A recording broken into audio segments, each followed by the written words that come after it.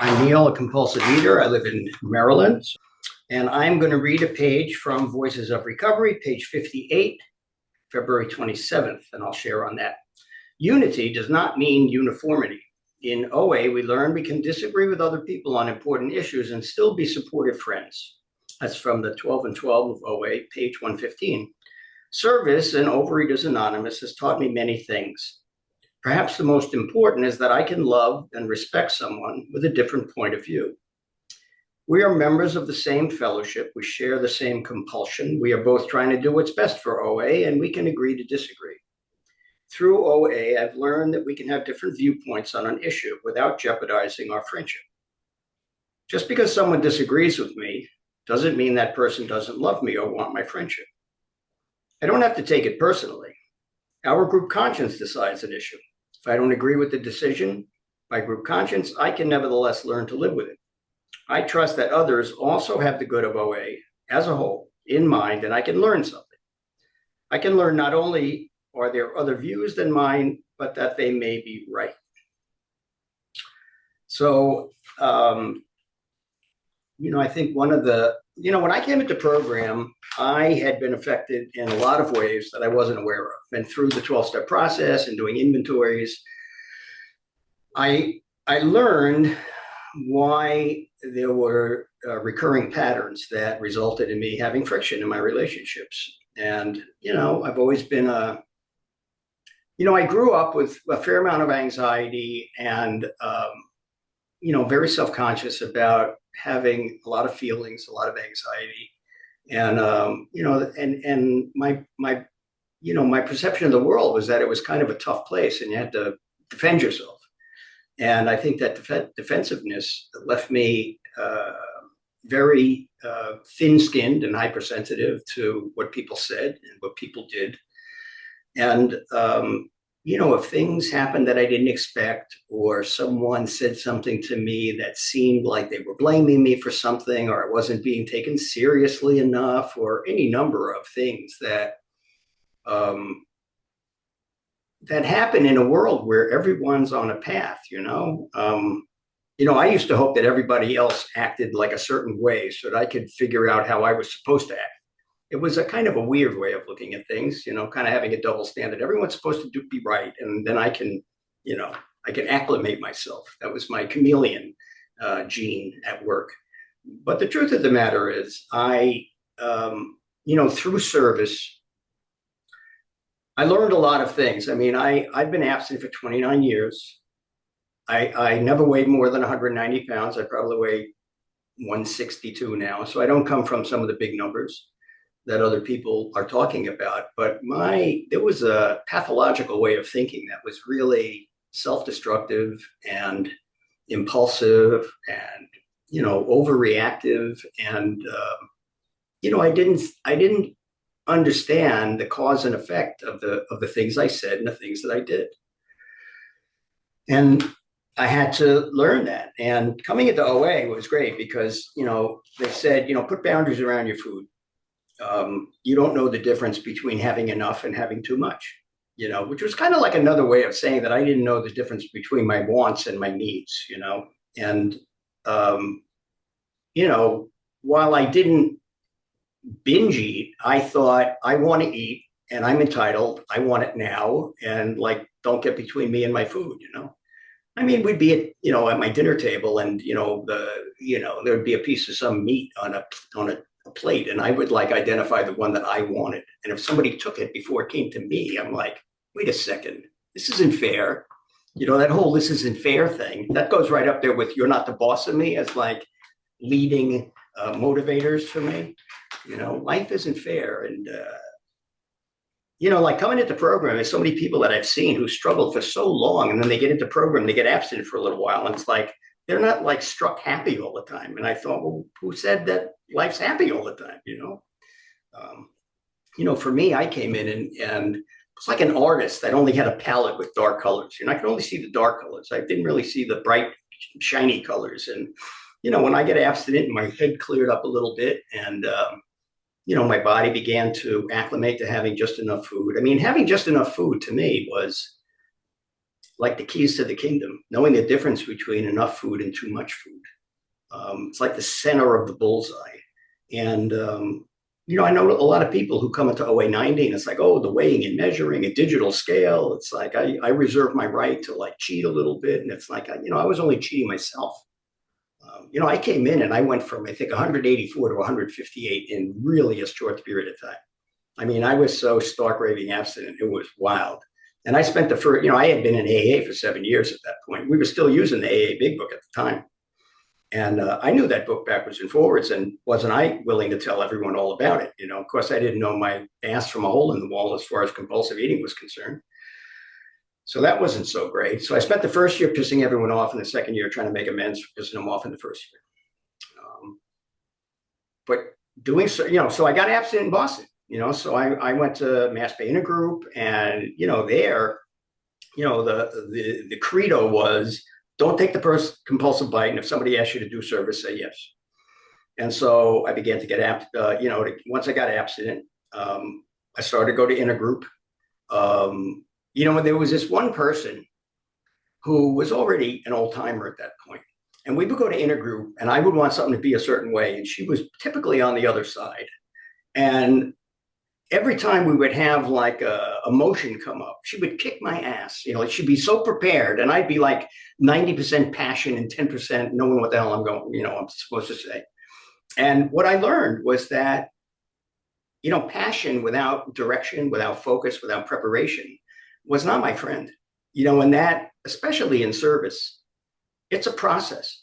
Over the course of my time in MBI, I went to 15 World Service Conferences. 2 of them, one as a volunteer, and then what happens is once you become a volunteer, then the next year they ask you to chair the volunteer committee, so I got sucked into that. But that was fun. But then the other ones were as a delegate, and we were very much involved in submitting the motion to change the definition of abstinence to include achieving and maintaining a healthy body weight, which was a big deal at the time. It was ironic because the first time it got shut down like nobody's business. Second time, there was a little bit more support. The third time, I'm like, yeah, we've been down this road before. And it passed like 3/4, of the people. So it was just interesting how things work. But over the course of that time, you would have to get up to a microphone and speak before a couple hundred people about why you support a motion or don't. And, by that time, I had learned a few things about organizing my thoughts and channeling that energy that I had, and realizing that, I'm here for the good of OA as a whole. And, in the beginning, OA90 did not have a favorable reputation. And it's because when there were, overweight trustees on the board of trustees, it seemed like it was, that it impaired OA's credibility. And, the people from MBI were slim and they had a lot of ideas, and, it was very contentious at one point. But eventually, when they revisited the Dignity of Choice pamphlet, they included basically the OA food plan, no refined carbohydrates, sugars, and things like that, among other food plans. And once that came out, it really became the most popular piece of literature in OA for years to come.